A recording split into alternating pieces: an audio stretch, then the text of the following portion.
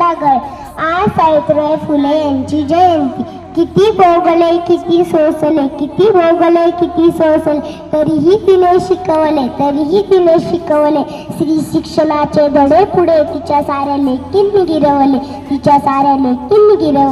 अध्यक्ष महाराज, पूज्य गुरुजन वर्ग व माझ्या सर्व मित्रांनो, आज मी आपल्या समोर भारताच्या पहिल्या महिला शिक्षिका क्रांतीज्योती सावित्रीबाई फुले यांच्याविषयी माझे मनोगत व्यक्त करत आहे.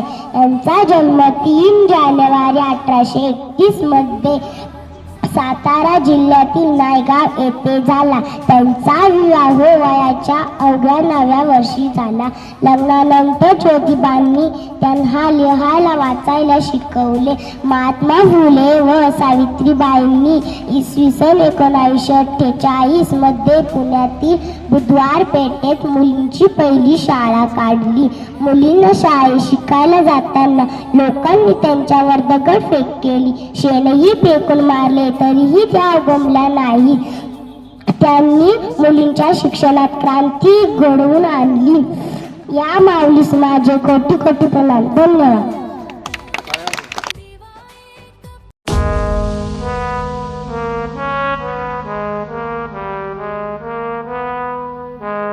तुझा त्याग आई, तुझी ती लढाई स्वाभिमानी हक्कासाठी, तुझी ही अंगाई गाती दिशा दाही, क्रांती सूर्य तुझी या पाठी. तुझे ललास बार नाही थांबली, जुगारुनी रूढी पुढेच चालली. समानतेचा ध्यास घेतला उरी, सुधारण्या समाज भिडेकली. ज्ञान ज्योती तुझ्यामुळे तुलाच जीवन समर्पिले. सावित्री आई, बाईने शिकवून करायचंय काय? स्त्रियांना घरात कोंडा, रांधा वाडा आणि पुष्टिकारा म्हणावं. बायकांची लायकी उपऱ्याच्या आई. सावित्री आई, वंदन माझे हो.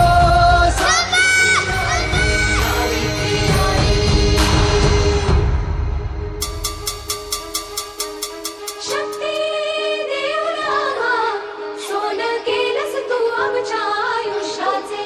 सारी दुनिया कळली तेव्हा पंख आम्हा दिले आई स्वप्नाचे. चंदन होऊन झिजलीस तू आणि आम्ही झालो सुगंधी. बंधन तोडून शिकण्यासाठीची मिळे आता संधी.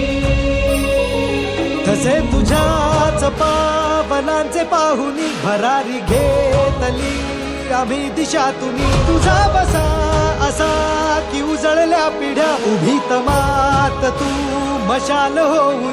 दिलीस आशा जगायला, तू जन्म आमचा सुखावला.